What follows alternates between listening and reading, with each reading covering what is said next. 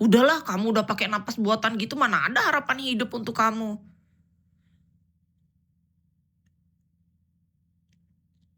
Itu contoh kecil Kak, untuk bisa nalar masuk ke otak gitu, dengan Kakak berbicara kayak tadi tuh loh.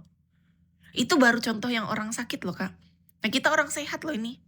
Kita sehat, dalam keadaan baik-baik aja nih, dari ujung kepala sampai ujung kaki. Kita bisa bergerak, kita bisa melakukan segala hal yang terbaik di dunia ini. Kita tuh gak pernah tahu rencana terbaik dari Yang Maha Kuasa, Kak. Yang Maha Kuasa itu sangat mampu untuk membolak-balikan segala hati, segala keadaan.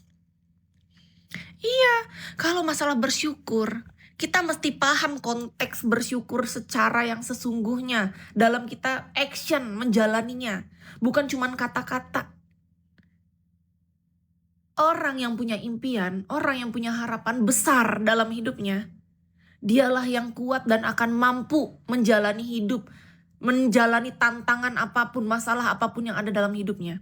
Semua manusia akan sangat siap untuk menerima berkah, berkat, rezeki, semua siap. Untuk hal negatif, siapa yang siap? Untuk hal terburuk, siapa yang siap? Siapa? Orang yang paham, orang yang memiliki kesadaran, orang yang tahu bahwa hidup memang tidak selamanya sesuai dengan yang kita inginkan. Tetapi bukan berarti kita membunuh segala harapan dan impian kita hanya karena keadaan. Itu tidak sama sekali, Kak. Kis punya keyakinan dalam hidup. Apakah kakak punya? Itu yang kutanya. Kalau kakak berbicara seperti itu tadi, itu dipertanyakan masalah keyakinan kakak. Apa pegangan kakak dalam hidup ini? Hingga kakak bisa bertahan di detik ini saat ini. Kalau Kis, kuakui, apa yang membuat aku bertahan hingga detik ini? Bukan karena aku yang hebat, bukan karena segala mimpiku jadi nyata, tidak. Tapi karena Yang Maha Kuasa baik. Yang Maha Kuasa selalu memberikan yang jauh lebih baik daripada yang aku inginkan. Segala apapun yang terjadi pada kita di detik ini hari ini, itulah yang kita layak dapatkan dan terima. Meskipun misalnya tidak semua tuh sesuai sama harapan kita, no problem, gak masalah. Kita punya rasa keikhlasan dan penerimaan di sana, Kak. Seseorang yang punya mimpi, harapan, bukan berarti dia memaksakan diri. Contoh, iya Kak, Michael, terima kasih atas pengertiannya gini. Aku pengen banget loh naik mobil Lamborghini, kapal pesiar, pesawat jet, memiliki mobil Porsche pribadi, punya villa di Bali, punya 1 unit rumah daerah Jakarta Selatan di perumahan elit di Jakarta Selatan. It's my dream. Tapi lalu apa? Seandainya pun semua itu tidak terkabul, amit-amit misalnya ya. Mohon maaf nih, hal terburuk, tidak ada satupun yang terkabul. Apakah hatiku akan merasa, oh aku menyalahkan keadaan, nyalahin diri sendiri, aku nyalahin Yang Maha Kuasa? Oh tidak akan. Tidak akan. Bahkan ketika satu pun dari keinginanku tadi tidak terkabul, aku siap. Sangat siap. Dan tetap bersyukur. Dan tetap berterima kasih kepada Yang Maha Kuasa. Karena keyakinanku adalah segala yang diberikan itulah yang terbaik. Tapi bukan berarti aku membunuh harapan dan mimpiku. Itu contoh ya Kak. Kalau hari ini kakak sudah tidak punya harapan, tidak punya mimpi, kakak harus segera berdoa. Mohon maaf banget nih. Harus segera sadar Kak. Segera. Karena apa? Kita manusia itu wajib yang namanya punya apa? Hope, H-O-P-E. Bahasa Inggrisnya ya, kalau mungkin susah untuk di ini kan. Coba searching deh. Harus baca, dipelajari. Hidup ini berpola Kak. Manusia yang sudah kehilangan harapan, tidak punya impian, itu tanda-tanda bahaya. Tanda-tanda bahaya. Ibarat kalau kita nih di rumah sakit sudah pasang oksigen yang di mulut, itu tanda di layar, kan ada layar kayak komputer, itu sudah mendekati garis finish Kak. Iya, hope, betul. Itu sama Kak, kayak kita di dunia nyata mungkin kita kelihatan sehat, tapi ketika kita tidak punya hope itu tadi, itu pertanda bahaya. Bahaya banget Kak. Kita cepat sadar, segera sadarkan diri kita sendiri, karena bukan tugas orang lain itu. Tugas kita untuk menyadarkan diri. Kita harus mau. Karena ketika tanda-tanda bahaya yang itu kayak orang pakai gas itu tadi, apa oksigen itu, udah tanda mau ke garis finish, tapi dia menyadarkan dirinya lagi, oh aku harus bangkit nih. Mulai lagi tuh gerak. Grafik di layar tadi mulai naik kayak gini. Itu artinya apa? Ketika kita menimbulkan dan memunculkan ada impian dan harapan kita hidupkan lagi itu Kak. Itu tanda kita hidup. Yang manusia. Itu yang membedakan kita sama, mohon maaf, hewan. Hewan nggak mungkin punya mimpi nih, kucing di depan rumah, aku nanti pengen punya Porsche, aku pengen punya villa di Bali, aku pengen merasakan kumpul bersama teman-teman yang sefrekuensi, misalnya gitu. Aku pengen jalan keliling Indonesia bersama teman-teman terbaikku. Nggak akan kucing. Karena mereka hanya menjalani hidup sebagai menggunakan insting. Kalau kita beda, kita manusia. Manusia punya akal budi, kita punya kelebihan di sana, Kak. Manusia punya empati. Nah, tiba-tiba mikir utang down lagi. Kalau menurut Kis pribadi ya Kak, ini menurut Kis aja nih, itu contoh-contoh lain ya, selain yang masalah yang Kakak ini. Karena hidup ini kita mesti tahu yang namanya apa? Skala prioritas. Ketika kita tahu skala prioritas, kita akan tahu titik fokus mana yang harus kita fokuskan terlebih dahulu. Kebanyakan manusia nih, contoh Kak Nonim. Manusia itu kebanyakan sok kuat, sok hebat, pengen semuanya kayak aku Ninja Ranger, aku Power Ranger, aku Superman yang bisa menyelesaikan semua dalam satu waktu.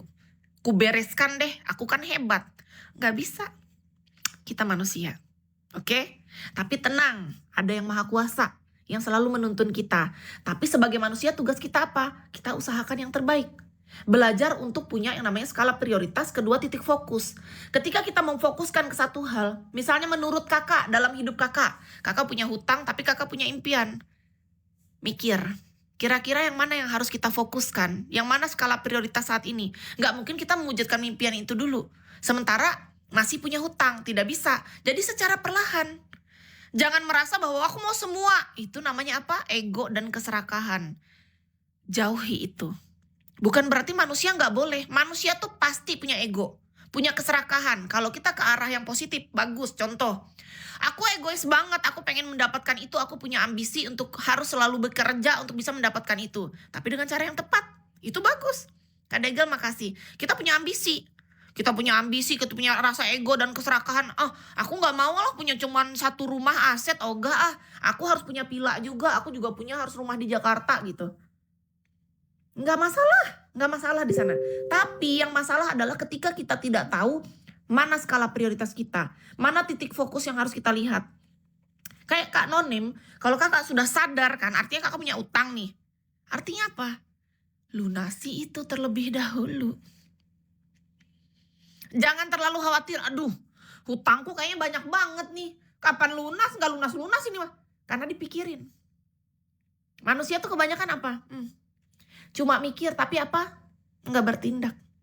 Lalu dia merasa bahwa semua tuh kayak sudah berat. Semua kayak sudah dia jalani. Semua kayak sudah dia tangkap. Padahal enggak, cuma ada di pikiran. Dia tidak menjalani satupun. Sementara untuk kita bisa ke step selanjutnya, ya, titik fokus yang ini kan harus diselesaikan satu-satu. Bagaimana mungkin kita mau ke step selanjutnya kalau satu titik fokus belum selesai? Iya, kalau kita sudah sadar bahwa aku punya hutang nih yang harus kuselesaikan, artinya itu udah bagus loh Kak, menurut Kis. Karena banyak orang yang punya hutang pun dia nggak mau tahu, bodo amat lah masalah hutang.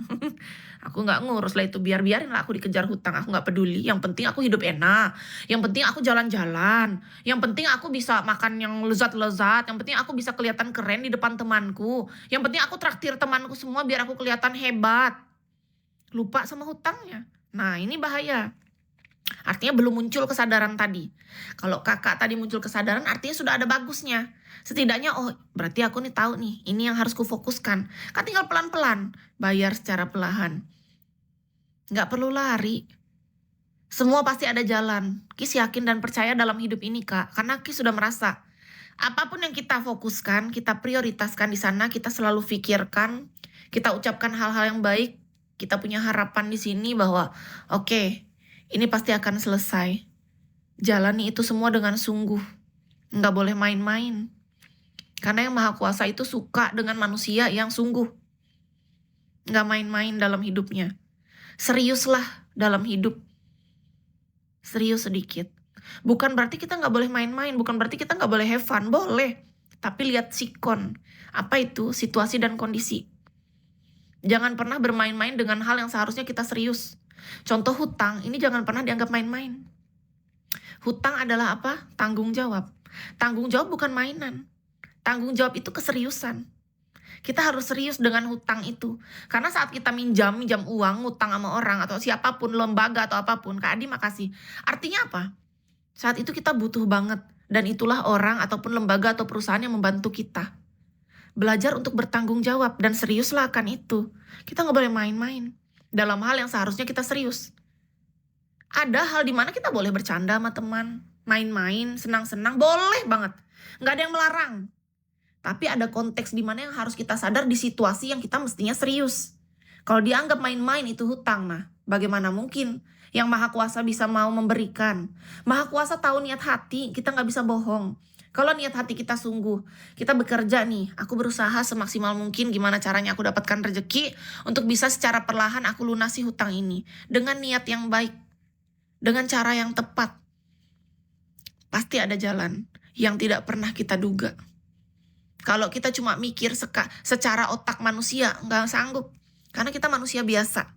Kita pikir gaji kita cuma seuprit, makan sehari aja udah